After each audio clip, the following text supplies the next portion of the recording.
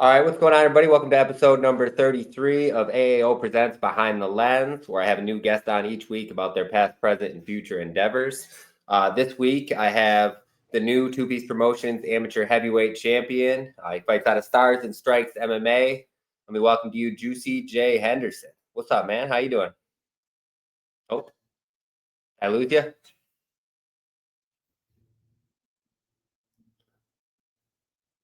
I think I did. We can run it back. Oh, you're back.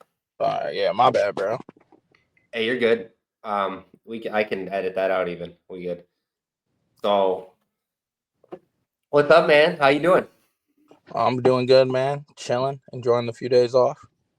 Heck yeah, coming off that first round victory, getting yourself your first amateur title, man. Could you explain to me kind of how that felt? It felt good, second time's the charm, it just felt good to get it out the way. I was nervous for no reason, trying to, leading up to it and whatnot, but I knew what I can do. But I'm glad that I got it out the way finally. For sure, man. I mean, joined 3 other of the stars that have captured 2 priest titles, so that's definitely awesome. And it's going to be announced here in about an hour, but you guys secured the Crown Series for Piece Promotions. Your gym won that actually too. So that's congrats great on that. Thank you. Yeah, Thank well, you. I guess that'll be released by now by the time this episode comes out. But Oh, that's what's up. heck yeah, man. You got that championship win. You had Aaron get his win. And who else was it? Brian got KO of the night. So that's extra points there. Oh yeah. That's what's up. Yeah, I would say a successful night, another successful night for you guys. Mm-hmm. So I just want to talk to you a little bit about pre-fight here. Can you walk me through your fight camp leading up to this matchup against Badir Ali Pilar? What were kind of your biggest focuses in training, and did anything change once you knew who you'd be fighting? I mean, I know he's kind of an aggressive, come-at-you type guy. What did you do to prepare for him? So pretty much, I was already in a camp because I fought 3 weeks ahead of time. I fought for Ron DeLeon, you know what I mean? And I had a first round finish there. And we're just pretty much like, yeah, we're fighting 2 strikers. So we need to, pretty much just tighten up on my hands. But, as history shows, I have a hard time striking. You know what I mean? People run at me, which is crazy because, James talks about it while we're at practice. I don't even wrestle at all.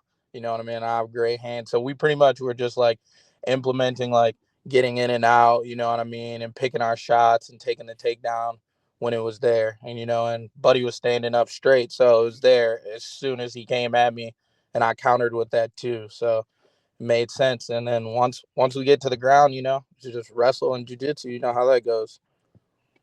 Yes, sir, man. That worked out great for you. I can tell kind of after the pictures at Cap City and just being there in person after you won that you were like, man, I just want to use my hands.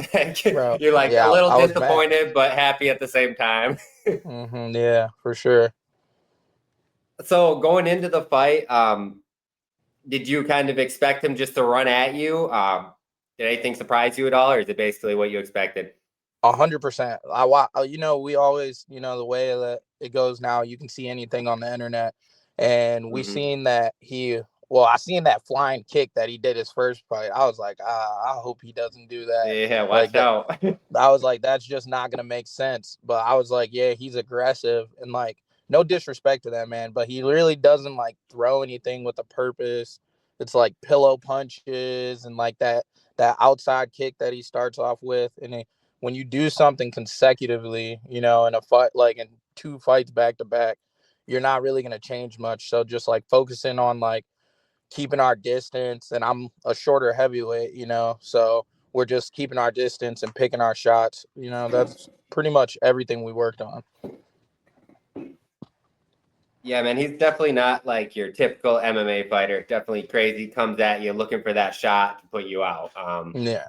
But I mean, the MMA prevailed. You got to know a little bit of everything in MMA, and it seemed like you didn't. I don't know, what did that go down as, a TKO or a sub? Because I know you had one arm in and you were punching him and he tapped. So I'm like, the crazy part about that is I can hear if you watch the video back, you could see my brother when I take him down and slam him. My brother's like, he can't wrestle. He can't wrestle. And then like I had the rear naked choke in and I squeezed and I was like, damn, bro, I do not want to sub. I want a TKO. So I let Yeah. it go. And I know like PJ and James were pissed about that. They're like, why the fuck would you let it go? Like that doesn't Yeah. make sense. But I was like, yeah, I want the TKO because I had the legs in, you know what I mean? So I was like, he's Right. not, Yeah. He was he's not, stuck. yeah, but I think he tapped. They might give me a TKO, but it might be I'm not 100% sure, to be honest with you. Yeah. I mean, I thought you just subbed him until I watched it back. I'm like, man, he kind of Yeah, I let go could of have it. been a TKO. I don't know. But Nah, I was either like, way, congrats on the victory. So I thanks, want to brother. talk to you a little bit about your experience before, kind of what got you into MMA, Mhm. inside or outside the gym. What kind of built that? I guess you said you didn't really have a wrestling base, do you? No, I do. I Or wrestled. Yeah, I wrestled. okay, so Yeah. you what kind of built that wrestling base over the years, leading into MMA? Well, honestly, me getting into wrestling was kind of crazy, and when I was in high school, I tried out for the basketball team and I got brought up to the varsity football team when I was a freshman. And they didn't let us play, but they had us up there and I made the basketball team. And the football coach was like, yeah, bro, if you want to play varsity football, we're going to cut you from this and you got to go wrestle. And I was like, bro, absolutely not. You're not about to Uh, have me in some tight uniform doing all that. But then I went to practices and then I got good. You know what I mean? So I placed seventh when I was in high school as a senior. And then I went to Henry Ford and I placed fourth in the nation, in the club scene or whatever. And like, I pop in different places and you know what I mean? I would be doing different things. And one day, my boy Brett, he trained at Michigan Top Team, and that's weirdly where Henry Ford had their practices at the time. And my boy Brett was like, "Bro, you might as well come do this," and blah blah blah blah blah. And I started training there, and that's when I got into the striking and whatnot. And then I like bounced around for a little while. I started at Top Team, then I went to Stars weirdly for a little while, and then I like just stopped. And then I went to All Day MMA. Drew Murray hit me up and was like, "Hey, do you want to come here and like I'm about to open a gym?" So that's where I started off, and he pretty much toned me up and got me together with the MMA stuff. And then after that title fight, I made the switch, you know what I mean, over to Stars so I could get a place where more fighters were, you know what I mean, so I could get more reps. And that's what got me into it pretty much. Now we're here. yeah, man. You definitely answered my next question about your striking, kind of right there. It's definitely good to get yourself around, get with different sparring partners, different coaches, like, kind of learn all aspects of the game. Mm-hmm. So, looking ahead for 2026, what do you see next for yourself? Do you see yourself defending that two-piece belt, or maybe testing yourself in another promotion? Yeah. They said something about they got a few things in January. I'm not 100% if it's set in stone, but I'll probably I kind of want to get like two more amateur fights, and then by the middle of next year, I want to go pro. I'm 4-1 now. I got a loss. I lost to Lucas actually in last year, and the way that I lost was kind of crazy. I got hurt and whatnot, and I couldn't walk, and I lost mobility in the left side of my body. You know what I mean? Not preparing right and doing stuff right. So I done built myself back. And as everyone sees, losing to Lucas really ain't a bad loss. You know what I mean? Yeah, So right. it's just like I got one loss, so I figured I need a actual war. You know what I mean? Like I need like something where it's not in the first minute where I fight 3-5 rounds. You know what I mean? Consistently, just to like test myself before I push myself to the pro, do like fight pro. It just Right. only makes sense. You know what I mean? So I think I'm the number 2 guy. Adrian's number 1. That's my boy, so I would never fight him. But I'm Yeah. down to fight anyone else. So Yeah. I mean, probably have to bring somebody in. I mean, the amateur heavyweight scene isn't huge, but there's always new guys coming in for sure that become great prospects and whatnot. 100%. So you said you want to try to be pro by mid next year. Do you have Yeah. kind of a target amount of fights? You want to just make your pro debut is really your main thing after a couple amateur fights? Like 7, I feel like 7 is smooth. After that, I'm really what are we doing here? I'm 29. I'm gonna be 30 in April. I gotta figure out if I'm gonna be a worker or a fighter. That's the difference. Yeah, man, it's full commitment, full lifetime commitment for sure. Yeah. You and your boy Eric Reeves will be jumping over to that pro ranks together, pretty much. And I'll be down at 85 at that point. We'll see. Okay, man, I'm excited to see that. But yeah, man, that's all I got for you as far as questions. Thanksgiving coming up here. Can you tell me a little bit about what you're thankful for with fighting? Kind of like, I guess, a post-ring thank you, but more of a give thanks to your coaches and sponsors or anybody you want to shout out. I'm thankful for all the boys at Stars. Honestly, I've been at a lot of gyms, and over at All Day MMA, those guys, and the guys at Stars, it's when you go to gyms, you really don't get like sometimes you're just in there and you don't really connect with the people, but I say 100%, all the dudes at Stars, they support me 100%. We all support each other on the internet. We shout each other out. We do what we're supposed to do.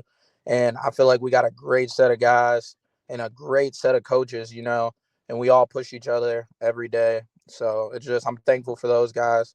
They make everything super smooth. You know what I mean? They make going training easy. You have a hard day, you pop in the Stars, and then it's just like the day's it's better. You don't got to worry about it. Everything's, I don't know how to explain it. It makes the bad days better. So I'm very thankful for those guys. Yeah, man, always great to have a great supportive group behind you. It's like a family more than a team. 100%.